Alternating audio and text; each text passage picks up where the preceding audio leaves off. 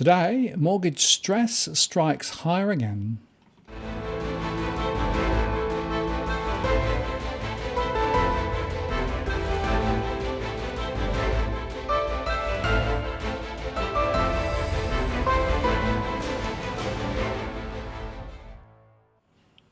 Hello again, it's Martin North from Digital Finance Analytics. Welcome to the latest post covering finance and problem news with a distinctively Australian flavour.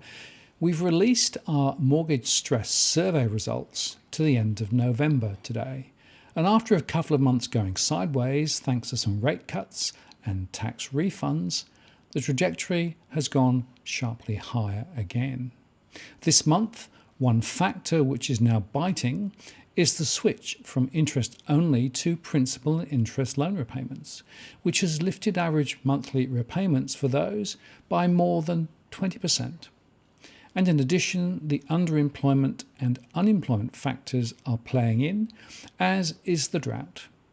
In fact, the drought now appears to be right up there in terms of directly hitting regional unemployment, as well as lifting food prices. And more generally, this all suggests that even more stress is baked in ahead. The proportion of households now in mortgage stress, based on an assessment of their cash flow, which is money in compared with money out, including mortgage repayments where appropriate, has lifted to 32.5% of borrowing households. And this equates to 1,082,000 households, the highest ever measured in our surveys. Worse, more are slipping into risk of mortgage default, according to our forward modelling. And more are also in severe stress, reaching over 80,000 for the first time. And those households are more likely to default ahead.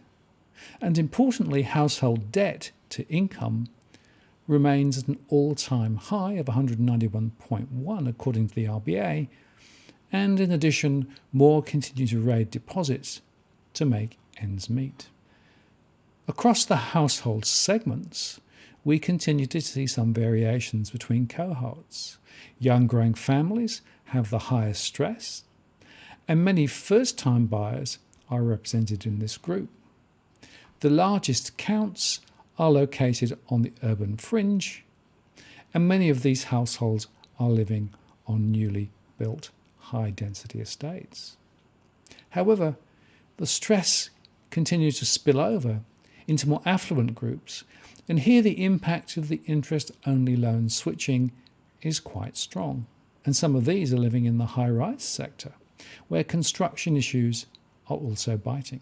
Across the states, Tasmania has the highest proportion in stress, thanks to low wages and recent price hikes.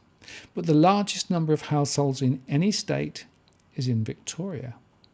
However, the default rates look to be rising faster in Sydney, where values are more extended relative to income. At a regional level, the largest counts are in the main urban centres of Melbourne and Sydney, as expected, although stress is spilling out more widely into regional centres. And our top postcodes continue to centre on the urban fringe, with Campbelltown, Toowoomba, and areas around Melbourne, including Berwick and Narre Warren, all showing the largest counts of stressed households.